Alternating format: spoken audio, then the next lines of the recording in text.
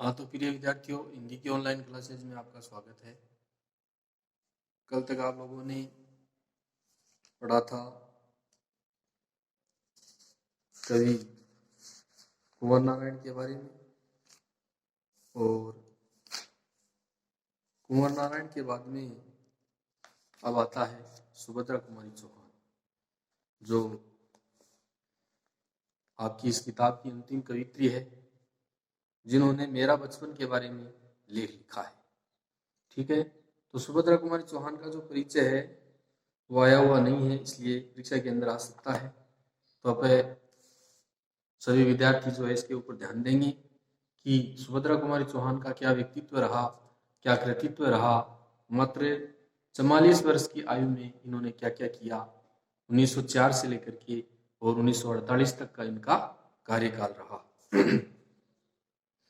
तो इनका जो साहित्यिक परिचय है, साहित्यिक व्यक्तित्व है, उनका संक्षिप्त इतिहास जो है वो आपके सामने अंकित है। 4 अंक का ये प्रश्न आता है। अपने समय की लोकप्रिय कवित्री, अपने समय की सबसे लोकप्रिय कवित्री सुभद्रा कुमारी का जन्म प्रयाग में हुआ। ठीक है, इनकी प्रारंभिक शिक्षा भी वहीं पर हुई। साहित्य के प्रति इनकी बचपन से ही रुचि थी। साहित्य के प्रति जो है वो बचपन से इनकी रुचि थी तथा 15 वर्ष की आयु में उन्होंने पहली कविता लिखी थी। 15 वर्ष की आयु के अंदर जो है पहली कविता लिख डाली थी। आजकल 15 साल का विद्यार्थी जो है वो 10वीं में होता है। सुभद्रा जी के जीवन में विवाह के बाद एक नया मोड़ आया। विवाह हुआ और विवाह के बाद में जीवन में नया मोड़ आया। इन पर राष्ट्रीयता, इन पर राष्ट्रपिता महात्मा गांधी के आंदोलन का गहरा प्रभाव पड़ा। महात्मा गांधी ने जो राष्ट्रीय असहयोग आंदोलन छेड़ा था उसका उनके ऊपर बहुत गहरा प्रभाव पड़ा। इस कारण ये अपने पति लक्ष्मण सिंह चौहान के साथ असहयोग आंदोलन में सक्रिय रूप से भाग लेने लगी। इनके पति लक्ष्मण सिंह चौहान थे, तो लक्ष्मण सिंह चौहान के साथ सुभद्रा कुमारी चौहान ने महात्मा गांधी के राष्ट्रीय असहयोग आंदोलन में सक्रिय रूप से भाग लेने लगी और जेल भी गई। उससे प्रेरित होकर ये राष्ट्र प्रेम की ओजस्वी कविताएं लिखने लगी। असहयोग आंदोलन में सक्रिय रूप से भाग लेने लगी, कई बार जेल भी गई। उसके बाद में उससे वो सक्रिय हो गई और सक्रिय होकर के राष्ट्र प्रेम की जो ओजस्वी कविताएं हैं वो लिखने लगी। इन्होंने राष्ट्रीय चेतना के साथ पारिवारिक जीवन पर आधारित अनेक कविताएं रची। राष्ट्र के लिए तो रची, इनके साथ साथ पारिवारिक जीवन पर आधारित भी अनेक कविताएं रची। इनमें नैसर्गिक काव्य प्रतिभा थी, प्राकृतिक काव्य प्रतिभा इसके अंदर थी। इसलिए इनकी काव्य शैली में जटिल एवं सरल विषयों की भावाभिव्यक्ति अत्यंत मार्मिकता के साथ व्यक्त हुई है। जटिल भी है, सरल भी है, दोनों विषयों की भावों की जो अभिव्यक्ति है वो बहुत ही मार्मिकता के साथ व्यक्त हुई। भले ही देश प्रेम विषयक, वीरता व्यंजक इनकी कविताएं वर्णात्मक है, किंतु उद्देश्य की पवित्रता और भाषा शिल्पगत ओज एवं प्रवाह के कारण ही अति प्रभावशाली एवं संप्रेष्य रही है। ठीक है, मतलब ये कहा गया है कि भले ही देश प्रेम विषय, वीरता व्यंजक इनकी कविताएं वर्णात्मक हैं, किंतु उद्देश्य की पवित्रता और भाषा शिल्पगत ओज एवं प्रवाह के कारण ये अति प्रभावशाली एवं संप्रेष्य रही। इनके साहित्यिक व्यक्तित्व में ओजस्विता के साथ वात्सल्य एवं ममत्व, ओजस्विता के साथ वात्सल्य एवं ममत्व का भावपूर्ण मिश्रण हुआ है। ठीक है, वात्सल्य, प्रेम, ममत्व, इन दोनों का अच्छे ढंग से मिश्रण हुआ है। इस विशेषता के कारण सुभद्रा जी अति यशस्वी रही है।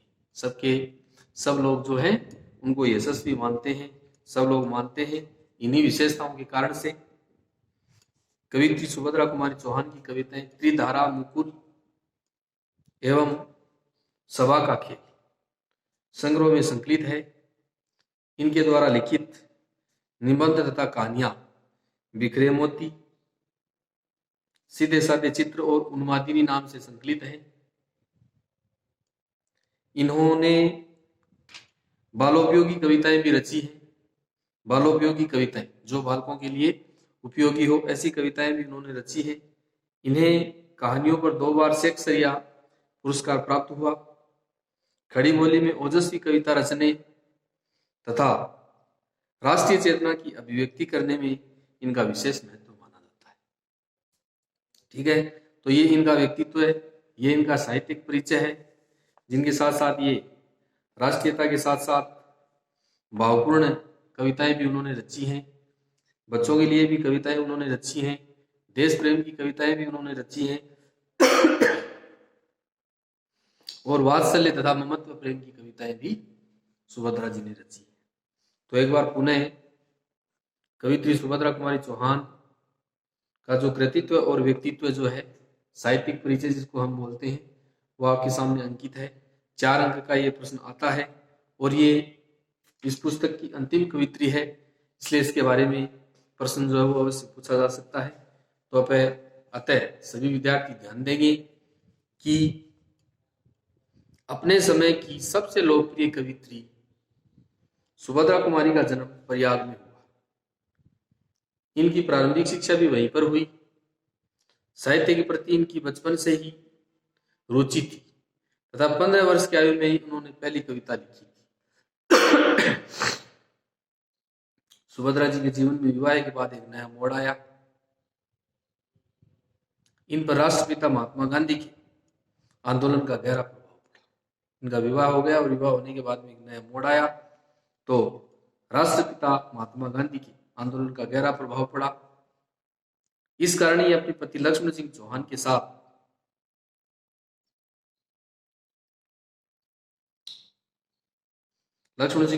साथ ऐसे आंदोलन में सक्रिय रूप से भाग लेने लगी और कई बार जेल में गई। उससे प्रेरित हो गई, राष्ट्र प्रेम की ओजस्वी कविताएं लिखने लगी।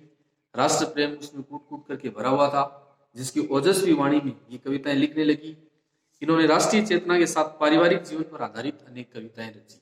राष्ट्रीयता पर तो रची, पारिवारिक जीवन पर आधारित भी अनेक कविताएं रची।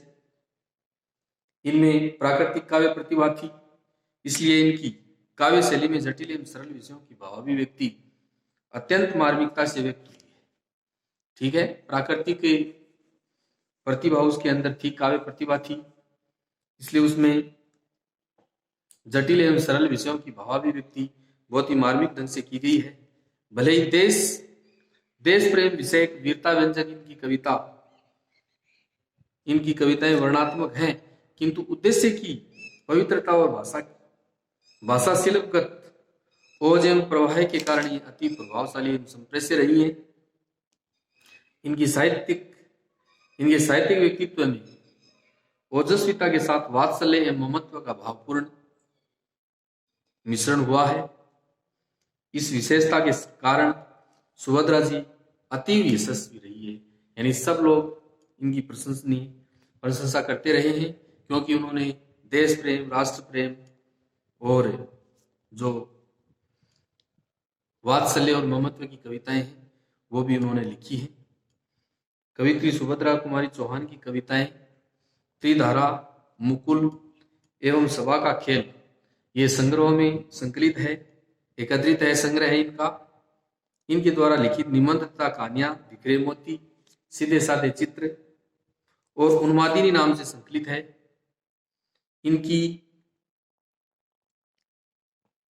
इन्होंने बालोपयोगी यानी बालकों के लिए उपयोगी कविताएं भी लिखी, रची हैं। इन्हें कहानियों पर दो बार शेक्सपियर पारितोषिक दिया गया, प्राप्त हुआ। खड़ी बोली में ओजस्वी कविता रचने तथा राष्ट्रीय चेतना की अभिव्यक्ति करने में इसका विशेष महत्व माना जाता है। ठीक है, तो ये कवित्री सुभद्रा कुमारी चौहान, जिनका आपने कक्षा 10 में झांसी की रानी नामक पाठ पढ़ा है, और यहाँ पर मेरा नया बचपन नाम का ये जो पाठ है वो सब आपने यहाँ पर पढ़ा है, पढ़ेंगे आप आगे। तो ये इस किताब की अंतिम कवित्री है, इसलिए इसके बारे में संबंधित अवश्य प्रश्न परीक्षा के अंदर पूछा जा सकता है, इसलिए आप विशेष रूप से ही इसमें ध्यान दोगे। यह अपनी जो छोटी बिटिया है उसको लेकर के, और उन्होंने ये मेरा नया बचपन कविता रची है। खुद के बचपन को याद करते करते उसकी बिटिया का बचपन जो है वो उसे याद आ जाता है और खुद के बचपन की याद ताजा कर देता है। तो इस प्रकार की कविता उन्होंने लिखी है, जिसका पहला जो कथन है कि बार बार आती है मुझको, बार बार आती है मुझको मधुर याद बचपन तेरी, गया ले गया तू जीवन की सबसे मस्त खुशी मेरी, चिंता रहित खेलना खाना वह फिरना नहीं, वह स्वच्छंद कैसे भूला जा सकता है बचपन का अतुलित आनंद। तो बचपन में तो सब जो है वो बिना किसी स्वार्थ के, बिना किसी भेदभाव के, निर्भय होकर के इस घर से उस घर में घूमते हैं। इसलिए वह बचपन को कह रही है कि हे मेरे बचपन, बार बार तुझे याद मुझे आती है और तू मेरे बचपन की सारी खुशियां छीन करके ले गया। बचपन में चिंता रहित खेलना खाना स्वच्छंद घूमना फिरना होता था, और वह बचपन का अतुलित आनंद जो है वो कैसे भुलाया जा सकता है। ठीक है, तो इस प्रकार से ये कवित्री सुभद्रा कुमारी का चौहान का परिचय आपके सामने अंकित है। इसको आप लोग कॉपी में उतार लीजिए, स्क्रीनशॉट वगैरह लेकर के जैसे भी उपलब्ध हो। और ये परिचय का जो प्रश्न है वो शायद 10 या 11 कवि हैं, इनका परिचय पूरा हो गया। इनको आप याद कर लोगे सबको तो आपको 4 अंक प्राप्त होंगे। ठीक है, तो ये सुभद्रा जी का परिचय है, जिसको आप लोग कॉपी में उतार लीजिए। आज के लिए इतना ही, बाकी कल देखेंगे। तब तक के लिए नमस्कार, धन्यवाद। इसको कॉपी में उतार लीजिए। और ये अंतिम कवित्री है इस पाठ की, इसलिए इसके बारे में परीक्षा में अवश्य ही प्रश्न पूछा जा सकता है। ठीक है, तो सब लोग इसका स्क्रीनशॉट ले लो और इसको कॉपी में उतार लो। ठीक है, आज के लिए इतना ही, बाकी कल देखेंगे। तब तक के लिए नमस्कार, धन्यवाद। इसको कॉपी में उतार लीजिए।